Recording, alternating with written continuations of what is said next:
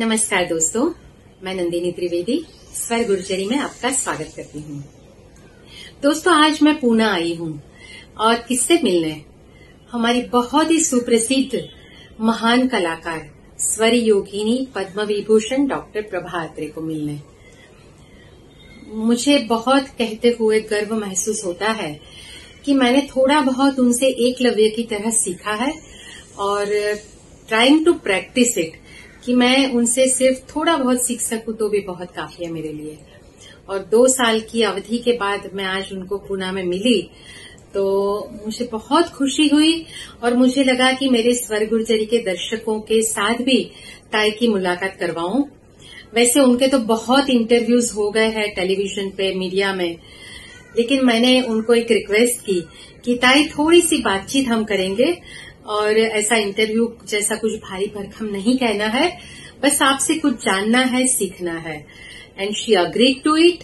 So it's our honour कि इतनी बड़ी कलाकार लेकिन बहुत ही विनम्र है, बहुत ही स्वीट है और एट द एज ऑफ 90 बहुत काम करती है। आज भी कविताएं लिखती है, गाने कंपोज करती है, बंदिशें गाती है, कॉन्सर्ट्स भी करती है और ये उनका 90वां साल ईयर है, मतलब बर्थ ईयर है। तो पूरे साल उनका कुछ न कुछ सेलिब्रेशन चलता रहता है। Every Sunday doctor Prabha Atre foundation की ओर से स्वरार्पण एक सीरीज आती है जिसमें डॉक्टर प्रभा अत्रे की बंदिशें, उनके खुद के पुराने जो गाने हैं, राग है, वो प्रस्तुत किए जाते हैं। तो ये स्टूडेंट्स के लिए बहुत ही बड़ा खजाना है, धरोहर है। तो आप जरूर सुनिएगा।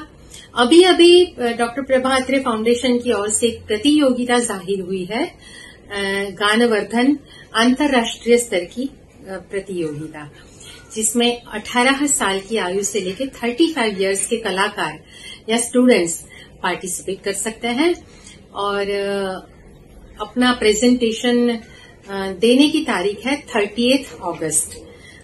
30 अगस्त तक आप अपना जो प्रेजेंटेशन है वो दे सकते हैं और इस प्रतियोगिता में भाग ले सकते हैं।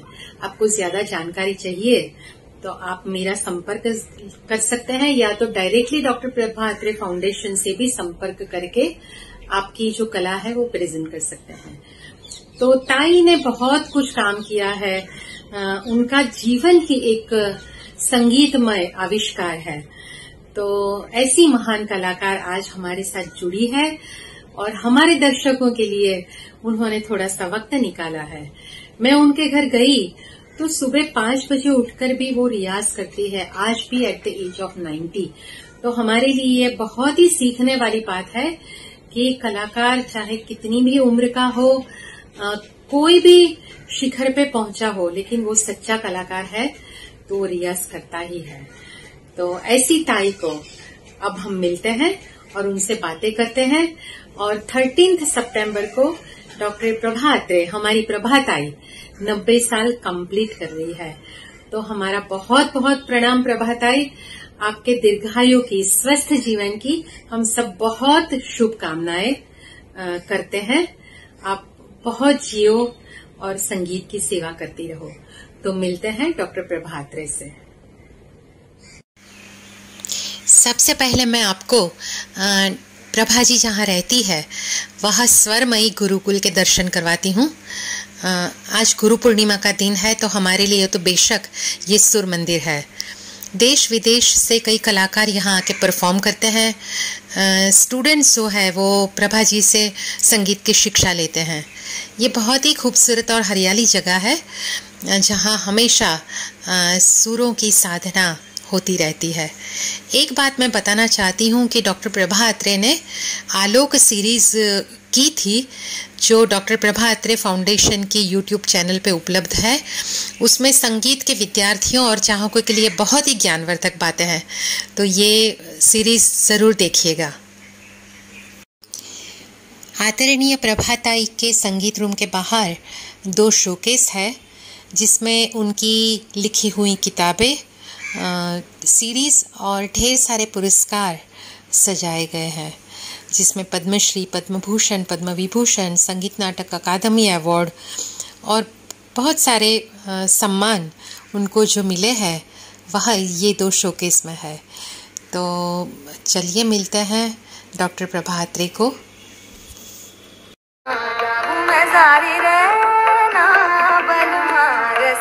मन लागे ना मोरा रसिया, मन लागे ना जाबू मैं सारी रहना।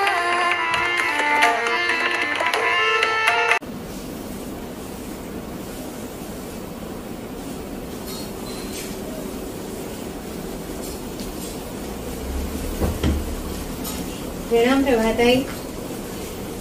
सबसे पहले तो मैं आपसे ये जानना चाहती हूँ कि आपकी ये खूबसूरती का राज क्या है। At the age of 90 you are so beautiful, graceful and cheerful. तो उसका सीक्रेट क्या है, तो बताइए। नंदिनी, सुंदरता अंदर से होनी चाहिए, दूसरे के प्रति प्रेम होना चाहिए, आपकी पॉजिटिव थिंकिंग होनी चाहिए, आप अच्छा काम करना चाहिए। और सबसे बड़ी बात यह है कि संगीत मेरे साथ है। संगीत जैसी शुद्ध कला जिसमें सुंदरता है और सारे विश्व को उसने अपनी तरफ लिया है, तो ऐसी संगीत कला मेरे साथ है, तो उसका भी असर है, मुझे लगता है। बिल्कुल सही बताया आपने, क्योंकि it's a kind of a reflection glory, कि आपने बताया ना कि उसमें शुद्धता है, पवित्रता है, सौंदर्य है, तो उसका प्रतिबिंब आपके चेहरे पे पड़ता ही है। ताई, आप अभी भी बहुत सारे प्रोजेक्ट्स करती हो, तो क्या काम बाकी रह गया है? आपको लगता है कि ये मुझे करना है? बहुत सारा बाकी रह गया है, क्योंकि आप करते जाओ तो मतलब और दिखाई देता है, थोड़ा आगे जाओ तो और दिखाई देता है। और संगीत ऐसी कला है कि उसमें आप कितना भी काम करो वो अथांग, मतलब उसका कोई अंत नहीं है। तो उसमें एक एक बात निकलती जाती है। मैंने जो काम किया है, कभी सोचती हूँ कि ऐसा क्यों है, ये क्यों मेरे पास बहुत है, उससे बहुत सारी बातें आगे आती है और फिर मुझे ये करना है। ये भी आपने सही बताया कि ये क्यों है, और वो खोज आपके माइंड में और दिल में है, तब तक आप कभी भी वृद्ध नहीं होने वाले हैं। आप हमेशा चिरकाल जो यौवन कहता है ऐसा ही है। और मैंने सुना है कि कलाकार के 3 जन्म होते हैं, क्योंकि एक जन्म में उनका काम खत्म नहीं होता है। तो आप 3 जन्म तक तो प्रभा अत्रे ही बनने वाली हो, क्योंकि आपने इतना काम किया है जो मैंने मेरे इंट्रोडक्शन में बताया ही है। पर अभी राइट नाउ आप किस प्रोजेक्ट पे काम कर रही हो? अभी तो ये है कि हमारा जो संगीत है, तो उसका जो व्याकरण है, शास्त्र है, वो क्या है कि पुराने जो हमारे ग्रंथ है, रत्नाकर और शारंगदेव का वो रत्नाकर है, भरतनाट्य शास्त्र है, उसमें जो शास्त्र है वही हम फॉलो करते हैं। मैं मानती हूँ कि फाउंडेशन है, उसी को लेके हमको आगे जाना है, लेकिन ये शुरुआत थी वहाँ पे। आगे जाके हमारा संगीत बदल रहा है, तो ये बदलता जो संगीत है उसको हमें उसके साथ जाने वाला शास्त्र करना है। तो शास्त्रों को भी बदलना है, वो हम नहीं करते। अभी भी वो उसकी बातें करते हैं और गाते कुछ अलग है। आपने बहुत अच्छा बताया कि फाउंडेशन वो रहना चाहिए, पर इम्प्रोवाइजेशन होनी चाहिए, क्योंकि संगीत हमारे साथ बदल रहा है। वो संगीत तो हम नहीं गा रहे जिसके बारे में उन्होंने ग्रंथों में जिक्र किया है, वो संगीत नहीं गा रहे हम, अभी आज का संगीत गा रहे हैं। तो आज का शास्त्र भी होना चाहिए। तो वो परिवर्तन की जो प्रक्रिया है वो चल रही है, मुझे लगता है। Very nice. ताई, हमने बहुत सारे जो क्लासिकल वोकलिस्ट हैं उनको फिल्मों में सुना है। पंडित भीमसेन जोशी से लेकर और बहुत सारे हैं, परवीन सुल्ताना जी ने भी गाया है, किशोरी ताई ने भी गाया है, और आपने तो, वो लोग ने डेफिनेटली क्लासिकल गाया है, पर आपने बहुत सारे जो प्रकार है म्यूजिक के, गजल है, भक्ति गीत है, सेमी क्लासिकल है, वो सब किया है। तो फिल्म संगीत क्यों नहीं किया? आई थिंक वो मेरी मानसिकता है जो है कि बस मुझे महफिल में गाना है, जो भी गाना है, चाहे ख्याल हो, कॉन्सर्ट में अच्छा ऑडियंस सामने चाहिए और वो मैं गाऊंगी। तो शायद ये एक कारण है। और दूसरा कारण ये है कि जो आप काम करें उसमें अच्छा काम करो, फिर वो भी अलग सा काम है, उसके लिए अलग से आवाज चाहिए, आपकी तैयारी करनी पड़ती है, शब्दोच्चार, स्वरोच्चार, उसमें भाव डालना पड़ता है, वो सब बातें अलग है। और 3 मिनट में इतना अच्छा काम करना है आपको, हमारे पास 2-2 घंटे रहते हैं। बिल्कुल सही बात है। तो मतलब दोनों क्षेत्र अलग है, तो आप दोनों को मिक्स नहीं करना चाहती हो? हाँ, नहीं, वहाँ की अच्छी बातें मैं हलाना चाहती हूँ। राइट, और जो मैंने किया है, वेरी नाइस। शब्दोच्चार मेरे आप देखिए, ख्याल में भी आप लिख सकते हैं, या वो है। और फिर मेरे गाने में भाव तो है ही, भाव के बिना कोई भी कला नहीं होती, वो भाव भी है। तो जो अच्छी बातें मुझे जहाँ से अच्छी लगती सब मैं इसमें लाती हूँ। सो आपको एक फोकस्ड क्लासिकल म्यूजिक पे ही रहना था और वो ही आपने किया? जी, क्योंकि उसमें करने लायक खत्म ही नहीं होता है वो। I know. जैसे एक फिल्मी संगीत गाओ 4 मिनट में खत्म हो गया, और भावगीत भी आप भक्ति गीत गाओ कितना गाएंगे, लेकिन राग को लेकर बैठो खत्म ही नहीं होता। जहाँ अपनी कल्पना शक्ति खत्म होती है वहाँ खत्म होता है, लेकिन राग तो आगे भी है। आपको कौन सा फिल्मी गाना अच्छा लगता है, क्योंकि आप अप्रिशिएट तो सब कुछ करते हैं? बहुत सारे गाने मुझे अच्छे लगते हैं, लेकिन अभी आज याद नहीं है, शब्द याद नहीं है, और फिर धुन भी इधर पता नहीं। मुझे मालूम है एक बार आपने कहा था कि मुझे जवां है मोहब्बत बहुत अच्छा लगता है, या कजरा मोहब्बत है, मोहब्बत हंसी है जमाना, यही है ना? हाँ, यही है। बहुत अच्छा गाना है, बहुत अच्छा। और मेरे उस वक्त तो जहाँ मुझे इतनी अच्छी लगती थी, उसका वो मोहब्बत शब्द इतना अच्छा उसने कहा है, वाह वाह। अरे वाह।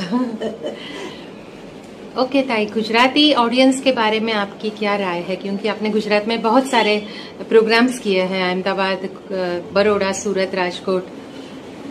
मैं मानती हूँ कि संगीत की भाषा सबके लिए है, चाहे गुजरात हो, कन्नड़ हो, कुछ भी हो, जहाँ भी जाओ तो संगीत की भाषा एक है। और वैसे भी मुझे लैंग्वेजेस में बहुत इंटरेस्ट है कि जहाँ मैं जाती हूँ, अगर वहाँ 2 शब्द भी बोलना है तो उस भाषा में बात करती हूँ मैं।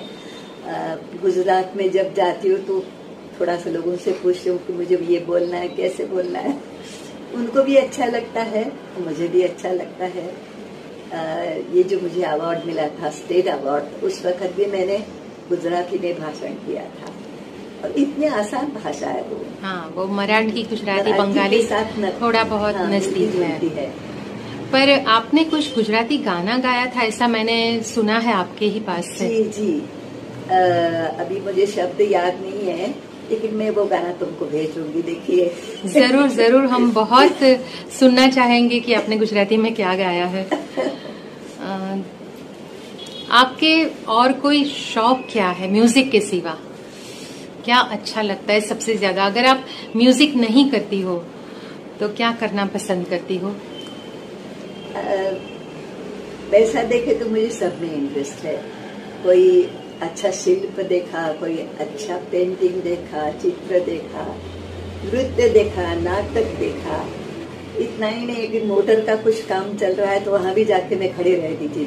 शुरू में जब मैंने मोटर ली थी, कार ली थी, तो उसको धोने के लिए लेके जाती थी, तो 1-1 घंटा वहाँ खड़े रह के देखती थी वो क्या करता है। तो सब में इंटरेस्ट तो सब में है मुझे, खास कर कलाओं में, सब कलाओं में। पर जहाँ सुंदरता है, सुंदरता खोज नहीं पड़ती मेरे ख्याल से, अपने मन में होनी चाहिए सुंदरता, और देखने की इच्छा चाहिए, तभी हम सुंदरता को देख सकते हैं। तो वो सुंदरता लाने की कोशिश करती हूँ मैं। वो सुंदरता दिखती है आपकी पर्सनालिटी में। आपका जो साड़ी का कलेक्शन है वो भी बहुत सुंदर है। तो हम अगर आपके पास बैठे तो वो सुंदरता का ही ऑरा बना रहता है। सो इट्स रियली नाइस कि आप इतनी सुंदर हो अभी भी।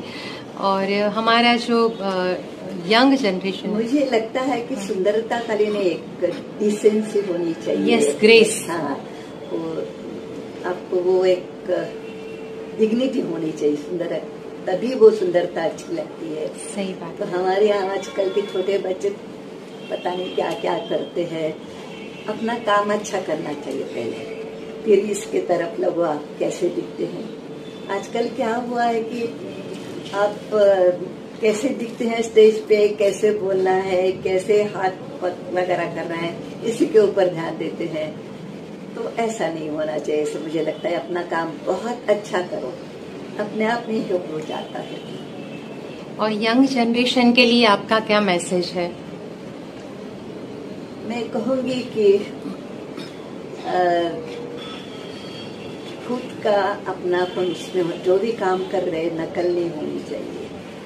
अगर प्रभात में, तो मुझे लोगों को लगना चाहिए प्रभात रे का गाना है, मेरे गुरु का गाना है, ठीक है, उन्होंने मुझे सिखाया है, लेकिन मेरे गुरु भी कहते थे कि तुम्हारा गाना तुम्हारा होना चाहिए, मेरा नहीं है। तो वो मेरे ध्यान में बहुत रहा है। और जब भी मैं काम करती हूँ तो औरों से अलग होना चाहिए, ये मेरा पहला रहता है।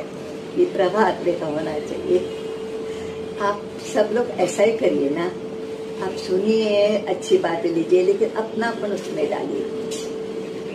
एकदम सही बताया है। थैंक यू प्रभाताई, आपने बहुत अच्छी जो सीख दी है वो यंग जनरेशन फॉलो करे, ऐसा हम चाहते हैं। और आपका बहुत बहुत धन्यवाद। Thank you. एक सवाल रह गया है कि अगर रीबर्थ हो इन केस, तो आप क्या बनना पसंद करोगी? बस मेरे साथ संगीत हो, मैं श्रोताओं को खुश करूंगी, उनको आनंद दूंगी, मैं खुद आनंद दूंगी। बस कि संगीतमय ही रहना है संगीतमय आपको। रहना है। Okay okay. ताई, मुझे याद है कि मैं जब पहली बार आपके पास आई थी तो आपने मुझे इतना ही बताया था कि तुम्हारी टोनल क्वालिटी अच्छी है, लेकिन मेहनत बहुत करनी पड़ेगी। और आपको मालूम है कि being a journalist it was difficult for me. और मैंने आपको बोला था कि मैं आपके पास बैठ के सिर्फ सा गा सकूं तो भी बहुत अच्छा है। तो आज मैं आपके घर पूना में आई हूँ, तो मुझे सिर्फ एक लाइन, कोई भी एक राग की सुनाइए और मैं वो फॉलो करने की कोशिश करूंगी। अच्छा, हम ऐसा करते हैं, किरवानी लेते हैं और उसमें का एक लाइन में तुमको बताती हूँ। जरूर। तोरे बिना मोहे चैन नहीं, तोरे बिना मोहे चैन नहीं, बोलो। तोरे बिना मोहे चैन नहीं, ब्रिज के लाला, ब्रिज के नंदलाला, तोरे बिना मोहे चैन नहीं, तोरे बिना मोहे चैन नहीं, तोरे बिना मोहे चैन नहीं, ब्रिज के नंदलाला, ब्रिज के नंदलाला, तोरे बिना मोहे चैन नहीं, तोरे बिना मोहे चैन नहीं। Thank you so much, thank you so much. बस आपका आशीर्वाद बना रहे।